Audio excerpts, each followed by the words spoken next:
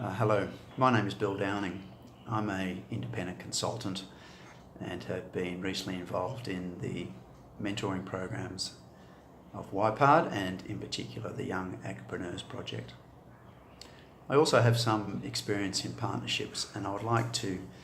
share some insights with you about how to nurture, grow and sustain meaningful partnerships. I thought the best way to do that would be to share some stories about the work that I was involved in the western province of Zambia,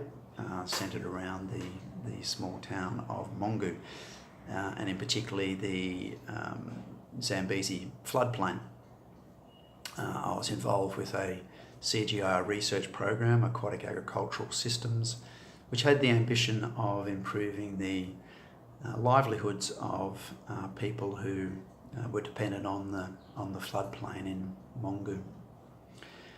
We were a partnership-driven program and were very explicit and mindful about developing a broad range of partnerships throughout the program. And particularly in Mongu, we spent quite a lot of time working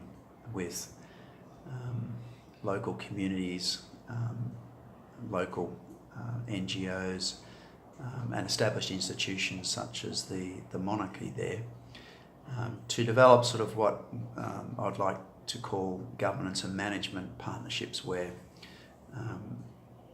we develop formal and informal arrangements to work with people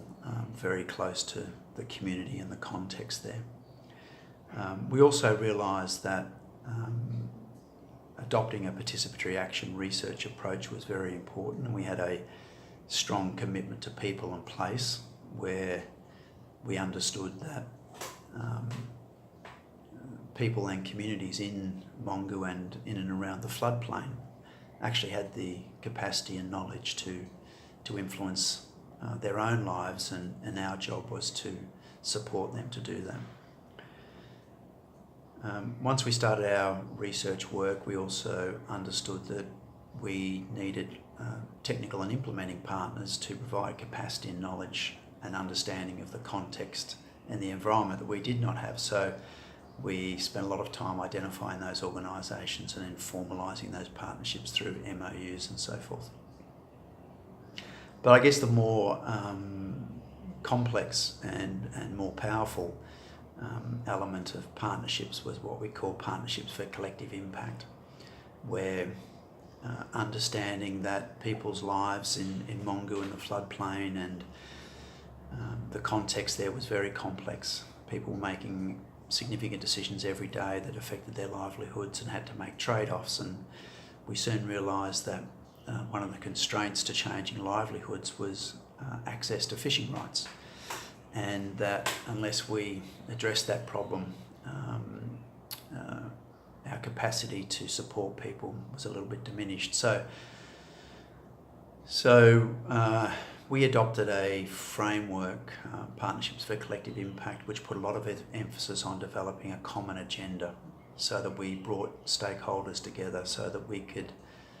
collectively develop a sense of what was the change we wanted to see, what were the constraints to making that change happen, and how did each of the stakeholders, whether they be women's groups or farmers or fishermen or government agencies or regulators, how did they see that problem? And if we're able to create a shared sense of the future, we could address it. And then once we did that, it was really important to build that consensus and then develop combined and integrated work plans so that all of those stakeholders had a say in addressing that challenge. It also enabled us to bring combined resources amongst those stakeholders, but we realised we had to play the role of facilitating continuous and contextualised communication and information sharing,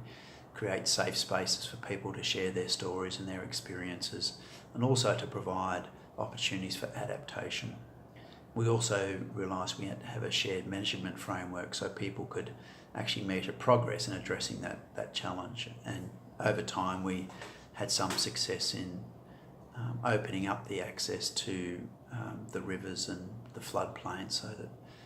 fish could be caught at different times of the year, particularly with women fishers who could then sell the additional fish, or they could salt the fish but use it as a cash crop. So